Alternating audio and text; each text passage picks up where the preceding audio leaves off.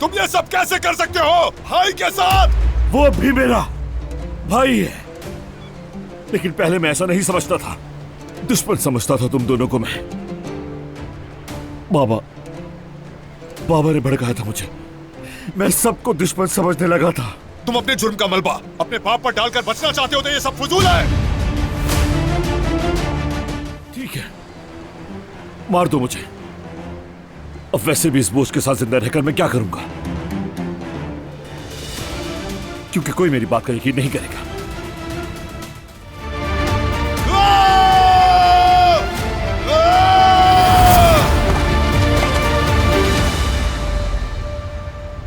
अब भी जमीन नहीं जागा ना तुम्हारा?